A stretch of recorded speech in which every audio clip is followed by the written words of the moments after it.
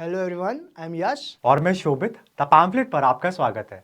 आज हम एक ऐसे विषय पर बात करेंगे जिसकी चर्चा इस समय पूरे विश्व भर में हो रही है। I know it's not about the war in Ukraine or the banking crisis, but about something rather very small. But the magnitude of its effect on global politics is huge. तो हाल ही के दिनों में आपने सेमीकंडक्टर्स के बारे में बहुत सुना होगा। अमेरिका हो या चीन, ताइवान हो या यूरोप, हर देश की राजनीति और कूटनीति इससे प्रभावित हो रही है। And it would not be wrong to term semiconductors as a new petrol because it is highly needed for industry of any country in the current era as deglobalization is picking steam. And before starting on the topic, let's ask ourselves, what are semiconductors exactly? Simply put, semiconductors are integrated circuits, also known as microchips. These small microchips run everything such as washing machines, cars, fridges, computers, laptops, and even your smartphones on which you are currently watching this video.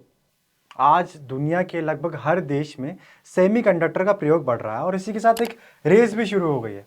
Race ये है कि किस देश में semiconductor industry कितनी प्रभावी है। भारत सरकार भी देश में सेमीकंडक्टर उत्पादन को बढ़ावा और प्रोत्साहन देने के लिए कई कदम उठा रही है। यश, तुमने हाल ही में सुना होगा कि आईटी मंत्री अश्विनी वैष्णव ने बताया कि कुछ ही हफ्तों में देश के पहले सेमीकंडक्टर फैब की घोषणा होगी। Yes, Shobit. If we explain what is a fab, in industrial terms, a fab is generally referred to as a semiconductor fabrication plant in which semiconductors are produced. A fab requires many expensive devices to function. Estimates put the cost of building a new fab over 1 billion US dollars, which could also rise to 3 to 4 billion dollars. तो fab के बारे में तो यश ने आपको बताया, पर अब जानते हैं कि भारत सरकार सेमीकंडक्टर इंडस्ट्री को बढ़ावा देने के लिए क्या-क्या अन्य कदम उठा रही है। तो 2021 में यश सरकार ने सेमीकंडक्टर उत्पादन के लिए 76,000 करोड़ रुपए की पीएलआई योजना की घोषणा की थी।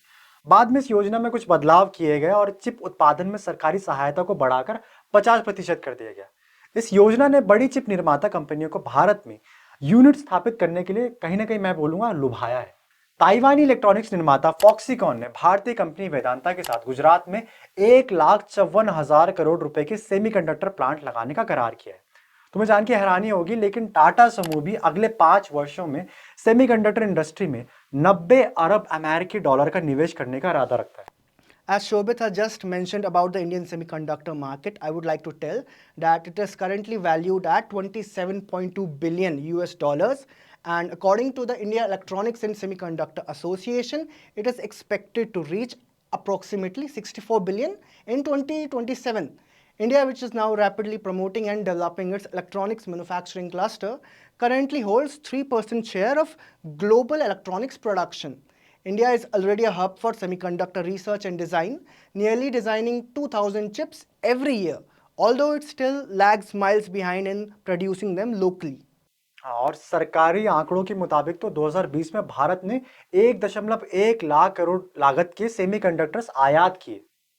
ये किसी से छिपा नहीं है कि मेक इन इंडिया के अंतर्गत मोदी सरकार भारत को ग्लोबल मैन्युफैक्चरिंग हब बनाने के लिए प्रयासरत है।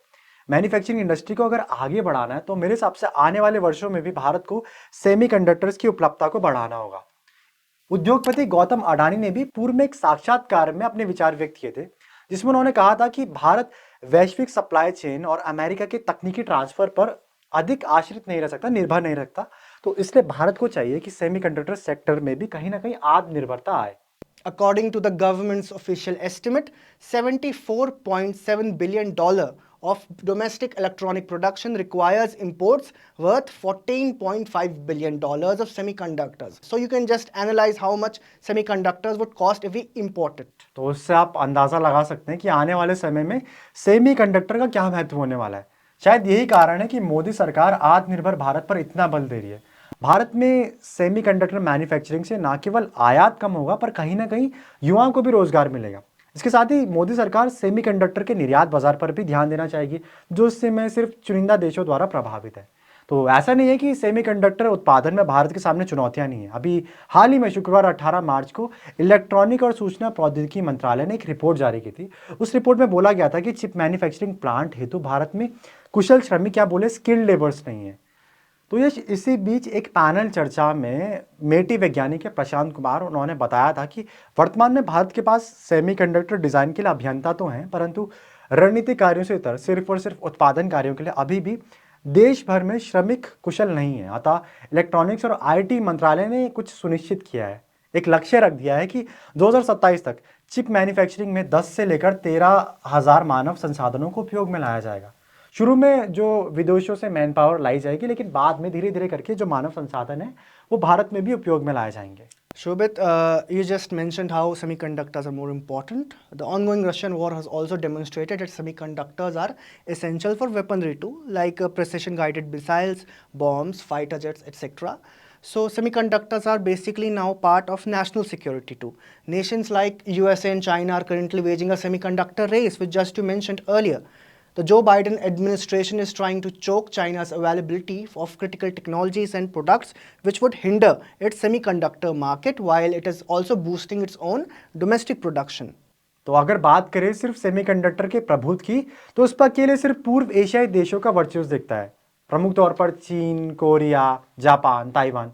यूँ तो ताइवान का वैश्विक सकल घरेलू उत्पाद में सिर्फ 1% ही हिस्सा है, पर यही ताइवान सेमीकंडक्टर के उत्पादन और इसकी विश्व आपूर्ति श्रृंखला में सबसे आगे। The island of Taiwan accounts for only 1% of the global GDP, but it tops in the manufacturing and global supply chain of semiconductors.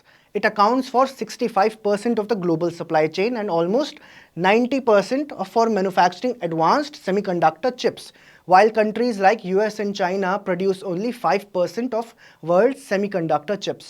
पर आपको यहाँ पे जानना होगा कि क्यों ताइवान की समूचे विश्व में सेमीकंडक्टर को लेकर इतनी पैठ है। इसके भी कुछ प्रमुख कारण हैं, जैसे कि वेफर निर्माण में इसकी मजबूत क्षमता और एक पूर्ण औद्योगिक आपूर्ति श्रृंखला को सफल बनाए रखने के लिए उसकी सरकार के लगातार प्रयास।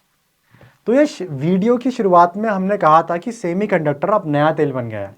दशकों से अरब जगत का वैश्विक मंच और भू राजनीति में पेट्रोल की वजह से वर्चस्व बना रहा है। केवल तेल के आयात से ही अरब देशों ने अपनी अर्थव्यवस्था को समृद्ध किया है। अगर भारत आने वाले समय में सेमीकंडक्टर्स की इंडस्ट्री पर अपनी पकड़ बना लेता है, तो भारतीय अर्थव्यवस्था को कई दशमलव बढ़ाने की क्षमता रखता है।